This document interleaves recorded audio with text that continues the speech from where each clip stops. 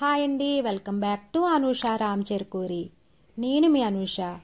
ఈరోజు వీడియోలో నేను చూపించే రెసిపీ పాలకోవా చేసి చూపిస్తానండి. చాలా టేస్టీగా ఉంటుంది, చాలా సింపుల్గా ప్రిపేర్ చేసుకోవచ్చు అన్నమాట. సేమ్ స్వీట్ షాప్లో పాలకోవా ఎలా ఉంటుందో అలానే ఉంటుందన్నమాట.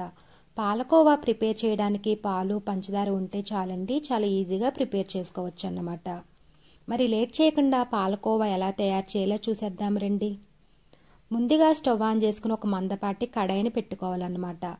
పాలకోవా తయారు చేయడానికి నేను ఇక్కడ 1 లీటర్ గేదె పాలు తీసుకున్నానండి.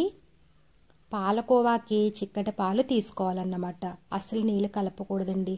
పాలు ఎంత చిక్కగా ఉంటే పాలకోవా అంత బాగా వస్తుందన్నమాట.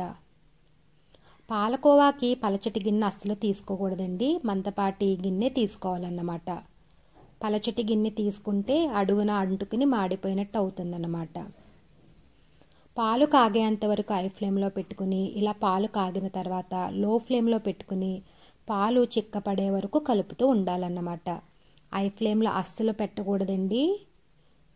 లో ఫ్లేమ్లో చిన్న మంట మీద పాలు దగ్గర పడే వరకు మరిగించుకోవాలన్నమాట. అలాగే మధ్య మధ్యలో గిన్నె అంచులకు ఉన్న మీగడను తీస్తూ కలుపుకోవాలండి. లేదంటే కోవా అంతా గిన్నెకే ఉండిపోతుందన్నమాట. చూసారు కదండి, ఈ విధంగా గిన్నె అంచులకి తీసేసుకోవాలన్నమాట. చూసారు కదండి, ఈ విధంగా చిక్కబడిన తర్వాత స్టవ్ ఆఫ్ చేసుకుని పూర్తిగా చల్లారనివ్వాలి. చూసారు కదండి, ఇలా దగ్గర పడిన తర్వాత స్టవ్ ఆఫ్ చేసుకుని చల్లారనివ్వాలండి. ఇలా చల్లారిన తర్వాత మిక్సీ జార్లో వేసుకుని మెత్తగా గ్రైండ్ చేసుకోవాలన్నమాట. ఎందుకంటే కోవా రవ్వ రవ్వలా ఉంటుంది కదండి, ఇలా గ్రైండ్ చేయడం వల్ల కోవా స్మూత్గా ఉంటుందన్నమాట. ఇప్పుడు మిక్సీ జార్లో వేసుకుని మెత్తగా గ్రైండ్ చేసుకోవాలి.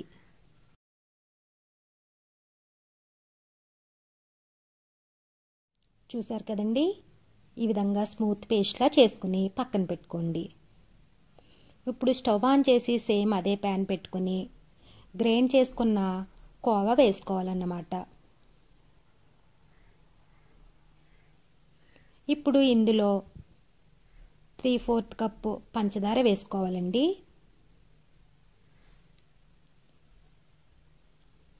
తీపి కరెక్ట్గా సరిపోతుందన్నమాట. ఇలా పంచదార వేసి కలుపుకోవాలి.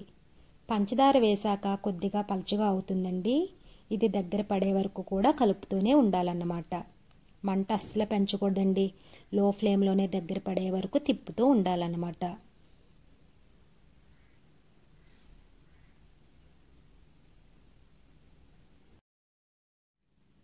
ఇలా బాగా దగ్గరకు పడింది కదండి. ఇప్పుడు ఉండ అవుతుందో లేదో చెక్ చేసుకుందామండి. ఇప్పుడు ఒక ప్లేట్లో కొద్దిగా నెయ్యి వేసుకుని కోవాని కొంచెం వేసుకోవాలండి. ఇలా వేసుకున్న తర్వాత ఉండ అవుతుందో లేదో చెక్ చేసుకోవాలన్నమాట. చూసారు కదండి, ఇలా ఉండైతే దగ్గరకు పడినట్టేనండి. ఇప్పుడు స్టవ్ ఆఫ్ చేసుకోవాలన్నమాట.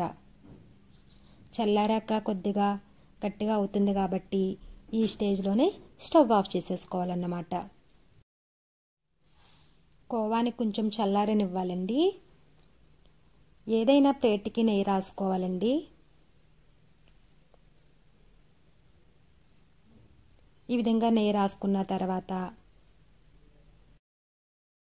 కోవా చల్లారిన తర్వాత నెయ్యి రాసిన ప్లేట్లో వేసుకోవాలన్నమాట. కోవా కొంచెం గోరువెచ్చగానే ఉండాలండి, బాగా చల్లారనివ్వకూడదన్నమాట. ఈ విధంగా ప్లేట్లో వేసుకుని చపాతీ పిండిలా కలుపుకోవాలన్నమాట. ఇలా కలుపుకున్న తర్వాత చేతికి కొద్దిగా నెయ్యి రాసుకుని కొద్దిగా కోవా తీసుకుని చిన్న బాల్స్ లాగా చేసుకోవాలన్నమాట. చాలా ఫాస్ట్గా చేసేసుకోవాలండి. కోవా కనుక గట్టి పడితే పొడి పొడిగా అయిపోతుందన్నమాట. ఈ విధంగా చిన్న చిన్న బాల్స్లా చేసుకోవాలన్నమాట. ఇలా చేసుకున్న తర్వాత ఇప్పుడు వీటిని 2 వేళ్లతో నొక్కుకోవాలన్నమాట. ఈ విధంగా 2 వేళ్లతో నొక్కుకోవాలండి.